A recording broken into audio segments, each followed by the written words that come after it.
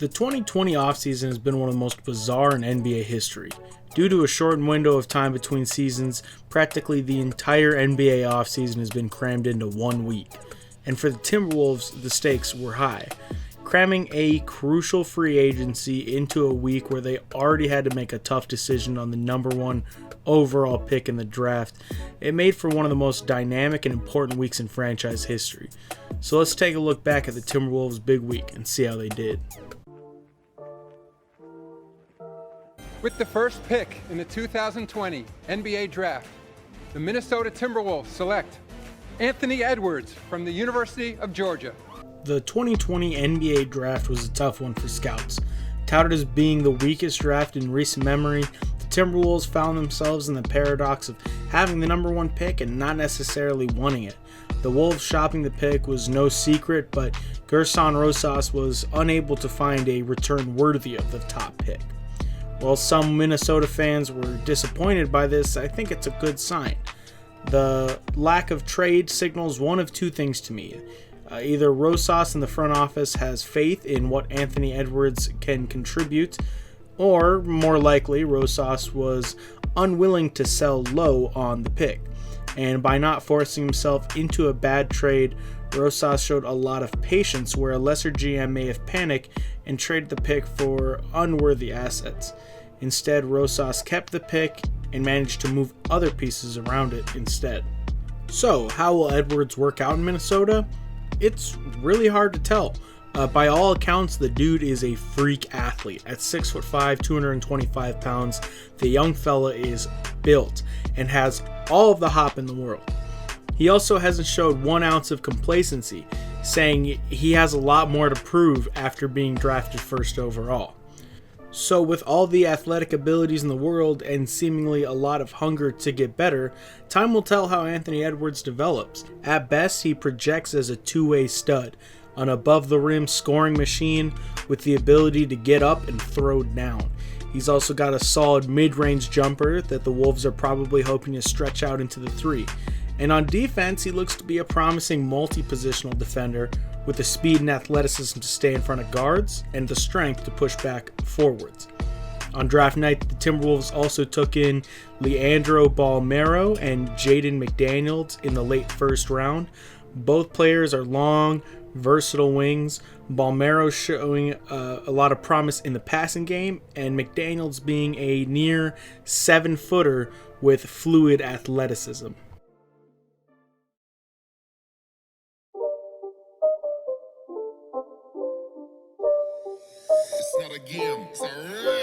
Oh yes, Ricky Rubio is back in Minnesota. The Timberwolves fandom has been very emotional in welcoming back the sexy Spaniard into our lives, and I've been swept away with the story of it. Ricky is a tough vet and a great mentor.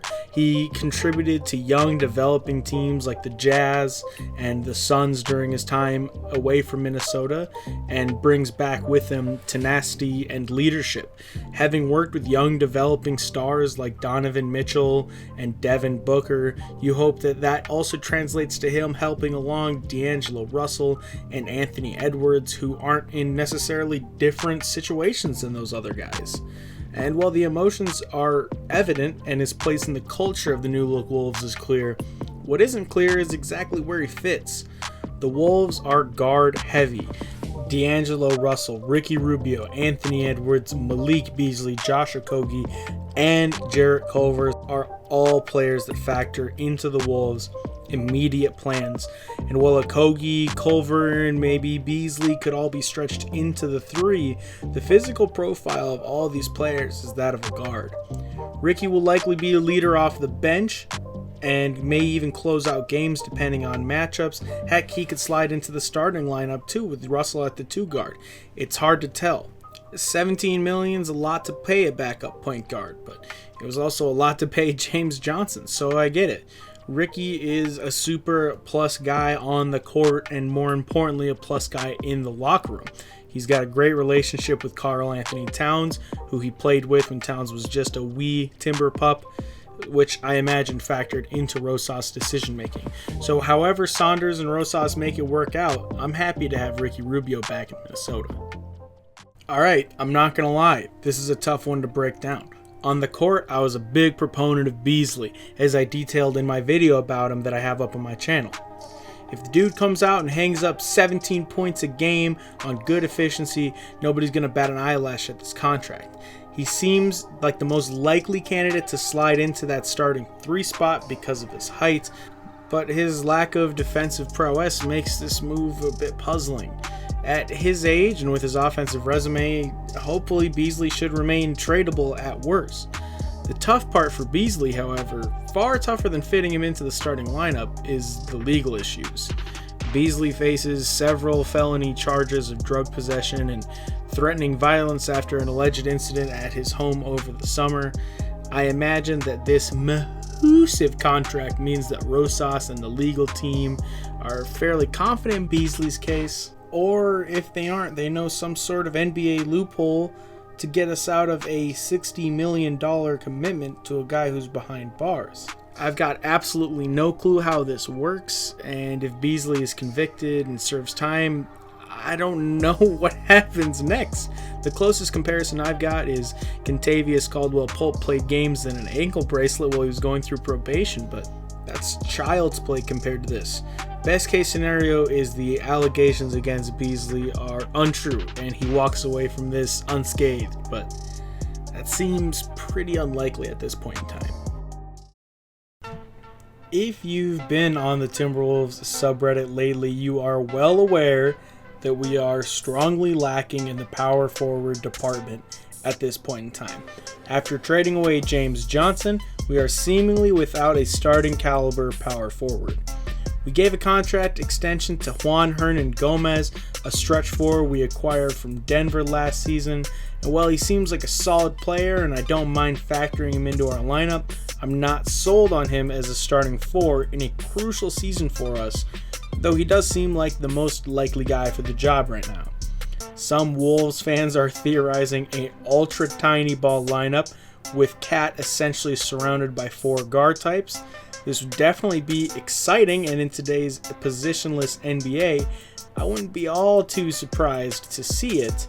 With that said, I don't love the idea of seeing Josh Okogie listed at power forward.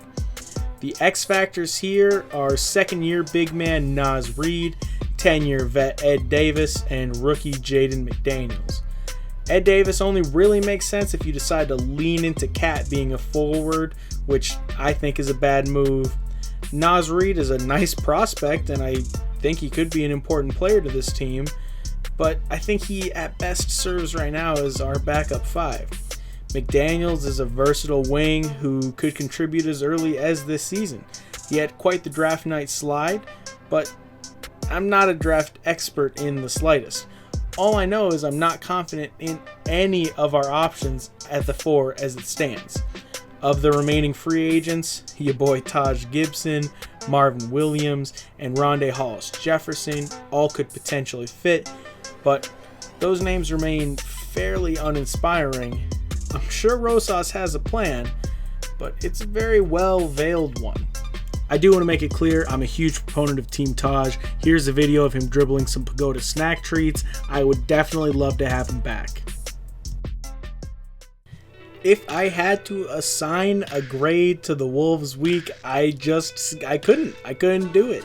There's no way that we're done making moves, and if we are, Rosas and Saunders are planning some wacky stuff, and I won't be able to assess that until I see it. I like the Edwards pick. I think he's a better fit than the other names that were at the top of the draft board. I love the Ricky move. I think he's going to make us better on the court and in the locker room. The Beasley extension is curious and alarming, but until more news comes out surrounding his legal situation, it's going to be hard to grade. The Juancho extension seemed pretty reasonable. What do you guys think about the power forward spot? Because I'm pretty puzzled right now. Do you think there's a free agent for us? Do you think it's Juan's gig? Are you a big Naz Reid guy? I honestly don't know, and you should let me know in the comments so I can help figure it out. That was the Wolves' big week in review. I hope you guys enjoyed the video. I hope you guys enjoyed the Wolves' big week. Stay lit, and thanks for watching.